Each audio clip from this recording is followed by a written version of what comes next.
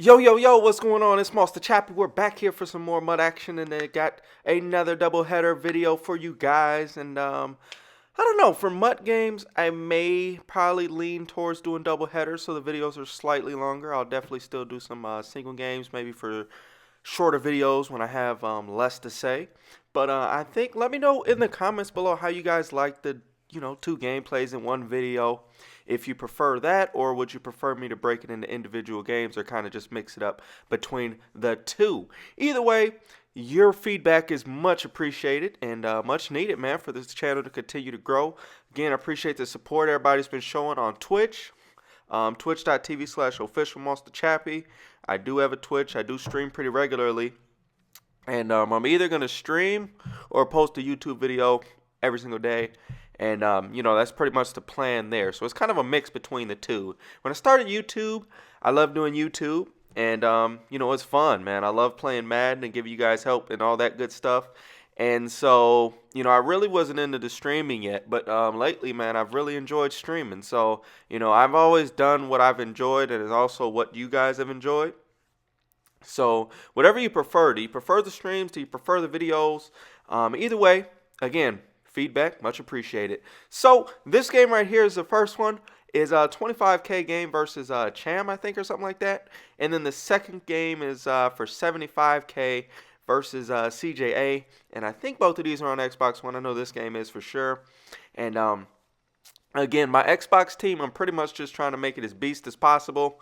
As you guys know, like if you know most of the Xbox streamers, most of the Xbox YouTubers, a lot of those guys have like really, really good teams, like mid 90s, high 90s for just about everybody. Got some really good teams. As we get a nice interception here with Mac, and that's actually one of Mac's weaknesses is usually his coverage. But if you use him, he can be good in coverage. Otherwise, he's best utilized in a blitzing scenario. Again, this game is from January 9th, I believe. Both of these games that were played on January 9th. So we're getting a little bit closer to current. But, again, we still have almost a month to catch up with as far as gameplay goes. So that's that.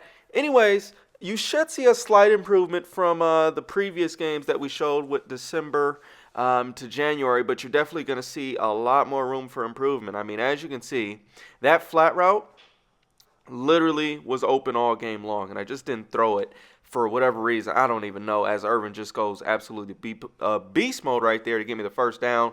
And, that's always big when you can get guys to break tackles, continue, get that yak, and actually just get you first downs and keep the ball moving. That's one thing as of very recently that I've been trying to add into my offense, and that is, designing plays for guys to get yak before. I've always had the mindset I want to just get the ball to the dude in position for him to be successful and just catch the ball and go down there. But now I'm, after seeing the Super Bowl, after seeing a couple other guys playing, it's definitely beneficial to, incorporate a little bit of that New England swag into your scheme. And that's what I did probably the last few days. And that's definitely helped out my offense a lot. Kind of designing plays, not necessarily to just get the first down right away, but instead to actually get some yards after the catch. So a lot of little drags, little slants, little quick routes. But things where dudes are going to be able to catch it, and then they're going to be able to go downfield as he gets a nice little face catch right there. That's pretty much what he was forcing it to at this point. So we just start sending heaters, man. That's why I always send heat, is because in these types of situations, all it takes is a face catch over 2 or 3 dudes, and that's pretty much GG. So that's the first game. We do end up winning after we send that heat late. And right here, I'm just showing you guys, like, I'm messaging this dude because the first time we played, it disconnected, and I think I had ball first. So I'm just, like, trying to make sure we're both on the same page here. And so he sends me a message, and of course I rock out the first play the first play, and then I go ahead and read it, but he runs hurry up, and I'm just like, seriously? This is why you do not check messages during games and things like that, because people can and will take advantage of it. So, if some random people are messaging me during the game, I just will not check it. I mean, it's definitely not a good idea. That's why a lot of people turn notifications off and things like that, just because you can't deal with those distractions in these types of games and give up, big plays, first downs, etc., etc. You just can't afford to be away from the screen during any play because most plays are going to be big plays. Fortunately enough for us, on this drive, my main man, Burnett, is able to come down, get that interception to end the drive. And then Douglas Martin, a.k.a. Young Dougie, is getting loose here on the right side of the field. Again, this is in January, so that 90 Bo Jackson is long gone. But you will see the 90 Night Train Lane, hopefully, make some plays for us, as he is the free card, I think, during this January 9th period, right around then. And that 99 Night Train Lane, oh my goodness. Woo, that is an expensive card, y'all, but it's really nice. I do think he's the best corner in the game, most likely, just because he can do everything. Like, he can play safety, he can play corner, he can tackle, he can cover.